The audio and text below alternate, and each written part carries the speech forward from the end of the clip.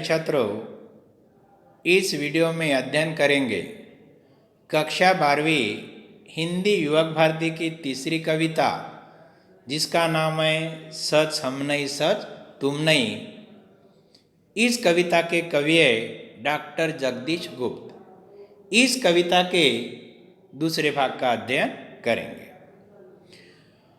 हमने रचा आओ हम ही अब तोड़ दे इस प्यार को, यह क्या मिलन मिलना वही जो मोड़ दे मंझधार को। जो साथ फूलों के चले जो ढाल पाते ही ढले, यह जिंदगी क्या जिंदगी तो सिर्फ पानी सी बही, सच हम नहीं सच तुम नहीं। अब विद्यार्थी मित्रों, पहले दो पंक्तियों का भावार्थ सुनिए। पहले मैं कठिन शब्द का अर्थ बताता, उसके उपरांत सरल अर्थ बताता। यार, रचना का अर्थ है प्राप्त होना, प्यार का अर्थ रिश्ते और मंझधार का अर्थ नदी के धारा के बीच। अब इस दो पंक्तियों का सरल अर्थ सुनिए। प्रस्तुत पंक्तियों में कवि कहते हैं कि जीवन में जो कुछ भी प्राप्त हुआ है उससे अपने रिश्ते को अब हमें स्वयं तोड़ देंगे। हमें अब तक जो कुछ भी मिला उसका हमारे जीवन में कोई महत्व नहीं है। जीवन तो उपयोगी तब होगा जब हम कुछ ऐसा कार्य करें जिससे जीवन की धारा ही बदल जाए। ये हो गया विद्यार्थी मित्रों दो पंक्तियों का सरल अर्थ। अब चार पंक्तियों का सरल अर्थ सुनिए।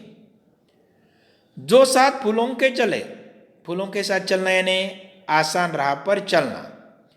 जो ढाल, ढाल यानी ढलान उतार, पाते ही ढले, ढले यानी लुढ़कना, और जिंदगी यानी जीवन। अब निम्नलिखित चार पंक्तियों का सरल अर्थ सुनिए। कवि कहते कि जो फूलों के साथ चलते हैं अर्थात आसान राह पर चलते हैं, जो ढलान यानी उतार पाते ही लुढ़क जाते हैं अर्थात परिस्थितियों के अनुसार बदल जाता है, उनकी जिंदगी पानी की तरह होती है। ऐसी जिंदगी का जीवन में कोई महत्व नहीं होता। कवि कहते कि इस संसार में ना हम सच है ना आप सच हो। अब अगले पंक्तियों का भावार्थ सुनिए। अपने हृदय का सत्य अपने आप हमको खोजना, अपने नयन का नीर अपने आप हमको पोंछना। आकाश सुख देगा नहीं धरती पसीजी है कही, हर एक राय को भटक कर रही दिशा मिलती रही, सच हम नहीं सच तुम नहीं। अब कठिन शब्द का अर्थ लिखिए। अपने हृदय, हृदय यानी मन, सत्य यानी सच सच्चाई, खोजना यानी ढूंढना, नयन यानी आंख, नीर यानी पानी, पानी का अर्थ आंसू। अब ये दो पंक्तियों का सरल अर्थ सुनिए। प्रस्तुत पंक्तियों में कवि कहते कि अपने भीतर के सच को हमें स्वयं ही खोजना होगा। भीतर के सच को यानी हृदय के सच को, अपने भीतर के सच्चाई को हमें स्वयं ही खोजना होगा। दुख के समान अपने आंखों से बहने वाले आंसू हम स्वयं ही पोंछना होगा। विद्यार्थी मित्रों, जब जीवन यापन करते समय हमारे जीवन में जो दुख आता है, दुख आने के उपरांत हमारे आंखों से जो नीर यानी आंसू बहते हैं, वह आंसू हमें स्वयं ही पोंछने होंगे।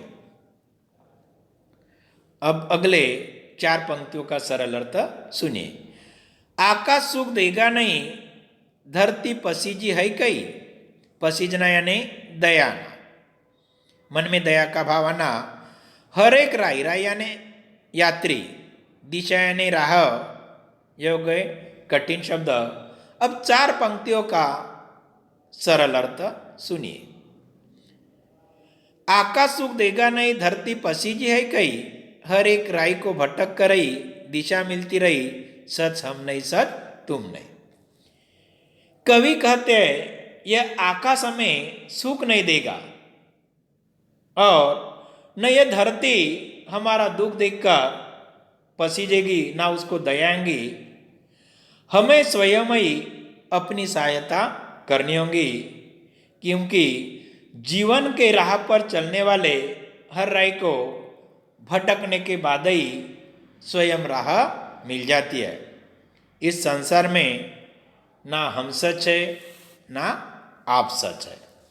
अब अगले पंक्तियों का सरल अर्थ सुनिए।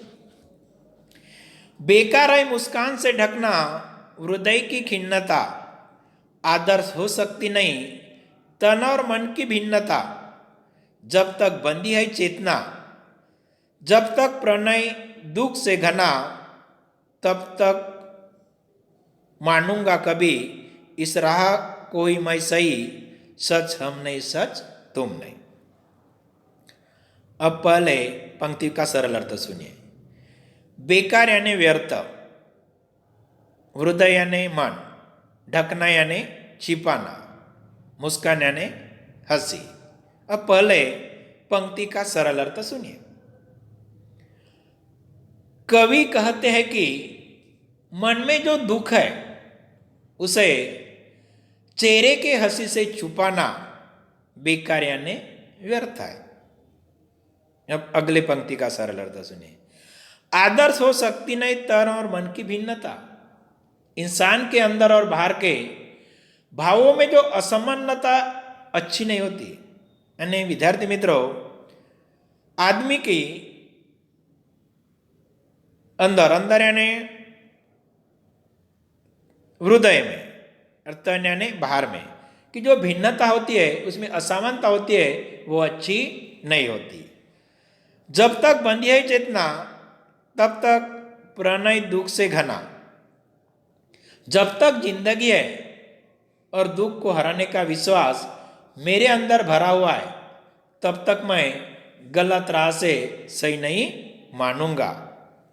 इस संसार में ना आप सच है ना हम सच है। धन्यवाद विद्यार्थी मित्रों। यहीं पर सच हम नहीं, सच तुम नहीं, इस कविता का समापन होता है।